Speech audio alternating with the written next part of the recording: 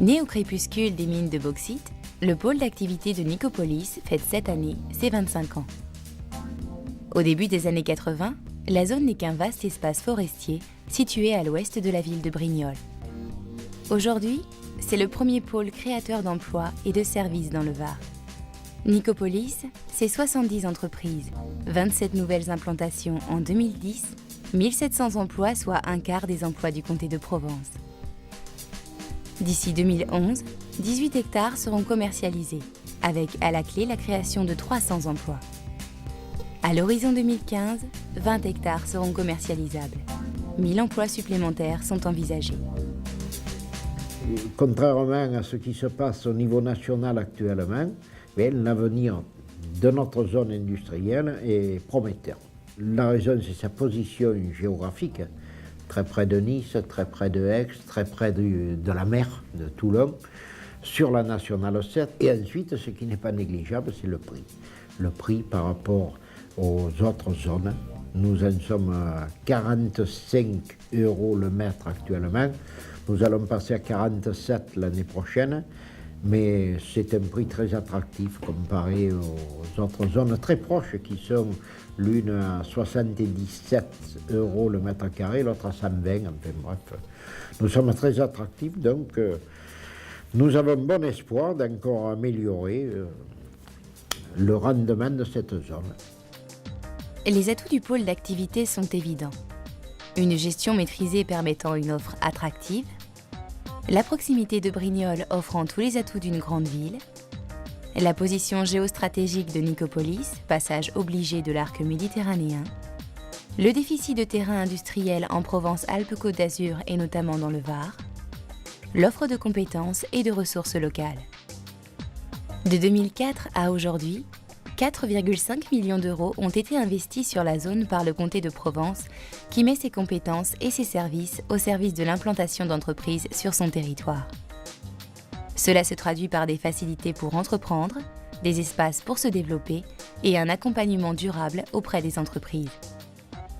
La communauté de communes, depuis qu'elle a hérité de la gestion de la zone de Nicopolis, a beaucoup investi dans les infrastructures routières parce que la demande des entreprises était très importante. Donc jusqu'à présent, on a essentiellement investi dans cet axe-là. Mais aujourd'hui, on se rend compte qu'il faut continuer à investir en ce qui concerne la qualité environnementale, la qualité de vie, l'aide à la personne, etc. dans cette zone. Donc on a décidé de lancer une étude pour répondre à ces besoins-là et pour pouvoir faire une programmation des investissements pour améliorer la qualité de l'ensemble de Nicopolis dans les années à venir. Les 3 âges de Nicopolis. 1985-1995. L'âge des espoirs déçus.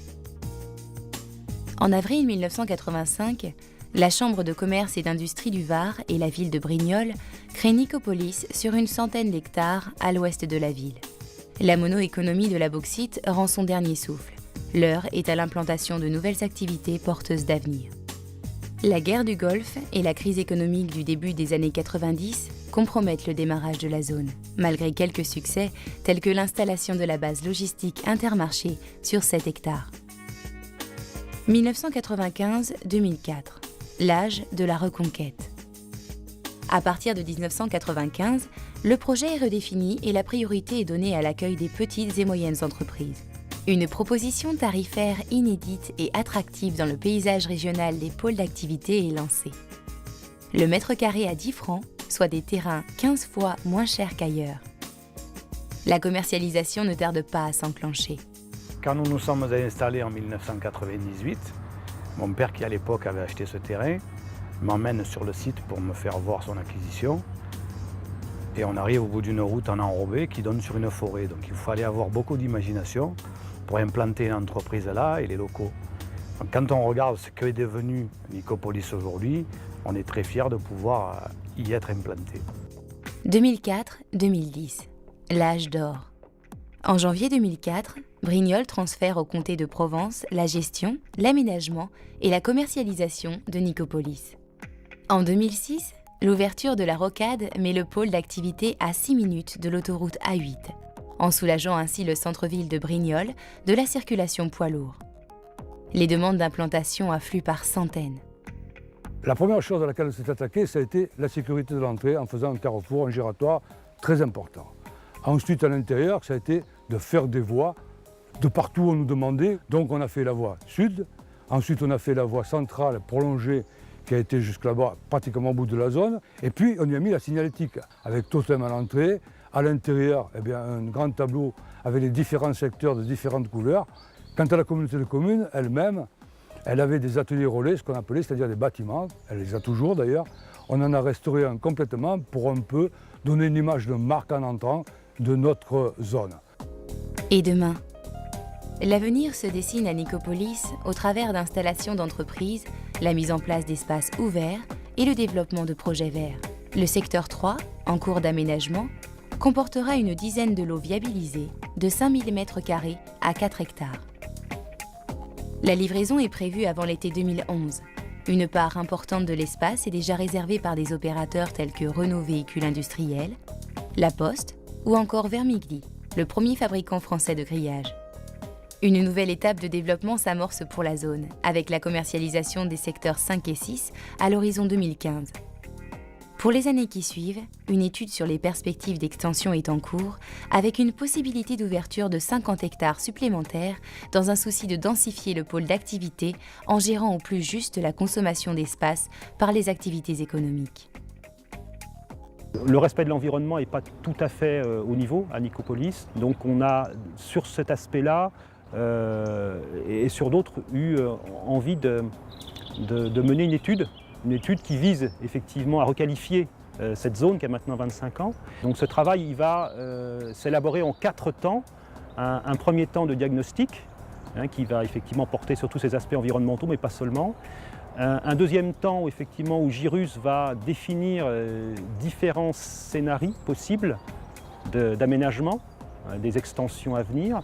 Dans un troisième temps, Girus élaborera un plan d'ensemble donc chiffré et phasé de ce que sera Nicopolis demain, dans les 25 ans. Et puis un quatrième temps où effectivement Girus réécrira les règles de vie de la zone d'activité, règles qui comporteront des droits et obligations pour chacune des parties, j'ai envie de dire. Donc l'aménageur d'une part et l'acquéreur d'autre part, donc l'entrepreneur qui s'implantera sur les lots qu'il acquérera. Les activités et les entreprises innovantes en économie verte seront un des axes de développement de la zone dans les prochaines années. Symbole d'un pôle d'activité tourné vers le green business, 2 projets de production d'énergie nouvelle vont bientôt se concrétiser et confirmer le succès et les victoires de Nicopolis.